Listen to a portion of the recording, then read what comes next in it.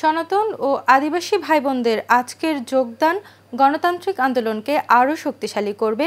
ক্ষমতায় এলে আপনাদের নিরাপত্তা, শিক্ষা, স্বাস্থ্যসেবা ও জমি সম্পত্তির অধিকার সুরক্ষায় বিশেষ উদ্যোগ নেওয়া হবে বলে জানিয়েছেন নওগাঁ ৩ আসনের বিএনপি মনোনীত প্রার্থী ফজলে হুদা বাবুল।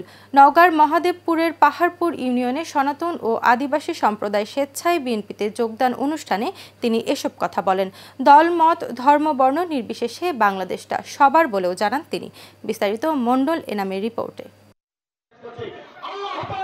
নওগাঁ মহাদেবপুর পাহাড়পুর ইউনিয়নে সনাতন ও আদিবাসী সম্প্রদায় স্বেচ্ছায় বিএনপিতে যোগদান দিতে এই অনুষ্ঠানের আয়োজন করে স্থানীয় বিএনপি।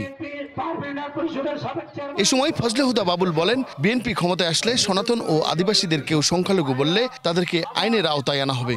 আপনাদেরকে কেউ তথাকথিত সেই আওয়ামী লীগ যে সংখ্যালঘু বলে, এরকম ভাবে কেউ যদি আপনাদের দিকে তাকায়, আমরা তাকে আইনের আওতায় নিয়ে আসব। পরে সবার কাছে বেগম খালেদা জিয়ার রোগ মুক্তির দোয়া চেয়েছেন ফজলে হুদা বাবুল।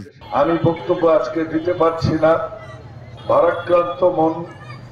সেদিন ভালো হবে যেদিন আমাদের ম্যাডাম আমাদের মাঝে ফেরত আসবে, বাংলাদেশ সুস্থ হয়ে উঠবে, ম্যাডাম সুস্থ হয়ে উঠবে। আপনারা আপনাদের প্রার্থনালয়ে যাবেন, নেত্রীর জন্য প্রার্থনা করবেন, এটুকু আমার অনুরোধ। বিএনপি ক্ষমতা এলে সমাজে অধিকার বঞ্চিত মানুষদের ভাগ্য উন্নয়নে কাজ করবে বিএনপি বলেও জানান ফজলে হুদা বাবুল। ধর্ম যার যার, বাংলাদেশটা সবার, আর সেজন্য আমি তাদেরকে স্বাগত জানাই।